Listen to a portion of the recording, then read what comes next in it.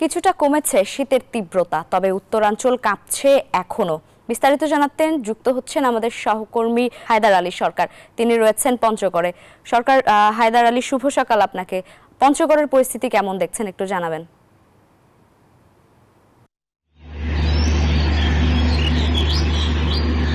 শুভ সকাল। পঞ্চগড়ে আজকে সকাল 6টায় তাপমাত্রা নির্ণয় করা হয়েছে 14.5 ডিগ্রি সেলসিয়াস। তো সেই তুলনায় কিন্তু গত দিনের থেকে তাপমাত্রা একটু বেড়েছে, কিন্তু আমরা যেটা দেখছি যে আজকে কিন্তু সূর্যের দেখা মিলছে না এবং হিমেল বাতাসে কিন্তু শীতের যে অনুভূতি সেটা কিন্তু অনেক বেড়ে গেছে এবং শীতের তীব্র ঠান্ডা কিন্তু অনুভূত হচ্ছে। যদিও তাপমাত্রার পারদ একটু বেড়েছে, কিন্তু শীতের যে তীব্রতা সেটা কিন্তু আজকের থেকে আরো বেড়ে গেছে।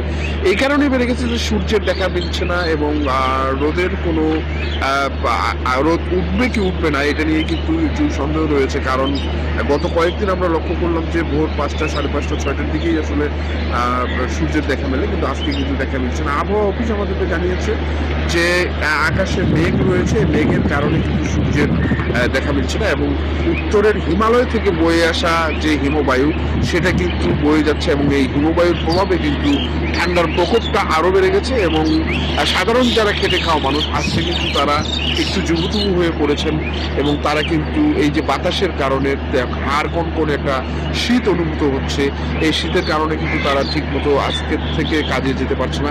আবহাওয়া অফিস আমাদের জানিয়েছে এই যে মেঘের ঘনঘটা শীতকালে সেটা কিন্তু আরো কয়েকদিন বিরাজ করবে, অন্তত সপ্তাহখানেক এইটা এই রকম আবহাওয়া এখানে বিরাজ করতে পারে এবং সেক্ষেত্রে আমাদের যেটা সাধারণ মানুষ যেটা বলছে যে সেই ক্ষেত্রে কিন্তু মানুষ আরো সংকটে পড়বে। বিশেষ করে এখানকার যারা চা শ্রমিক, পাথর শ্রমিক এবং অন্যান্য শ্রমজীবী যারা মানুষ রয়েছেন তারা কিন্তু একটু সংকটের দিকে যাবে।